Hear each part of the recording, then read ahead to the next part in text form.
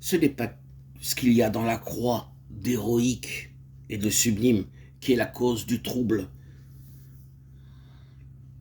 L'esprit de sacrifice, le désintéressement, l'effacement de soi pour le bien des autres, tout ce qu'on peut être appelé à souffrir quand on veut rencontrer le courant du siècle et résister à la marée du mal, toutes ces choses ne représentent en somme que l'aspect superficiel de la croix.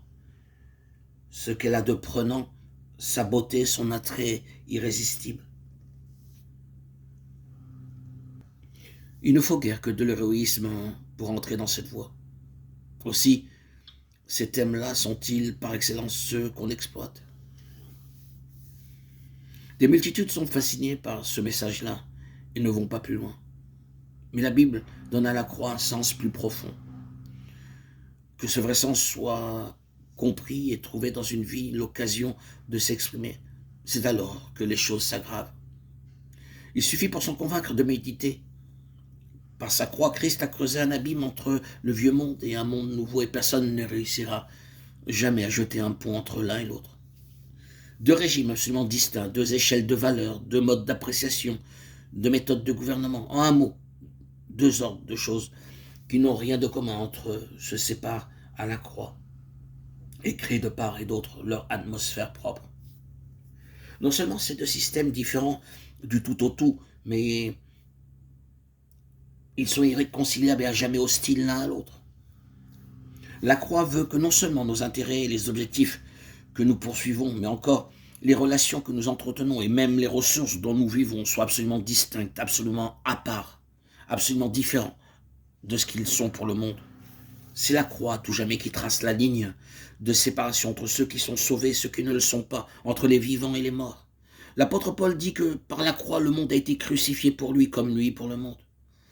La parole de Dieu déclare sans embâche que le présent siècle est mauvais, que le monde entier est sous la puissance du malin, que ses actions, comme les mobiles qui les inspirent, tout ce qu'il pense et tout ce qu'il fait, est l'exact opposé de ce que Dieu pense et de ce que Dieu fait. Elle affirme que le monde est irrémédiablement incapable de recevoir la relation divine, cette révélation divine que tant d'hommes désirent connaître, qu'il ne saurait de lui-même parvenir à la ressemblance de Dieu que par la vraie communion avec lui. Et c'est une chose qu'il lui est impossible d'apprécier et dont il ne jouira jamais. Il ne saurait en aucune mesure avoir le privilège et l'honneur de jamais collaborer avec lui, tellement ils reçoivent la croix de manière symbolique et non dans leur véritable existence. Cette faculté de percevoir les choses de Dieu, de croître à son image, de collaborer à son plan éternel, est le privilège exclusif de la vie régénérée, de l'homme né de nouveau. C'est ce verdict, c'est cette condamnation, c'est cet impératif de la croix qui provoque jusqu'au sein de l'Église professante le non irrité d'une forte majorité. Inversement, c'est en raison du même principe qu'un compromis avec le monde, soit pour une Église, soit pour une vie individuelle, oppose à l'œuvre de Dieu un obstacle irréductible.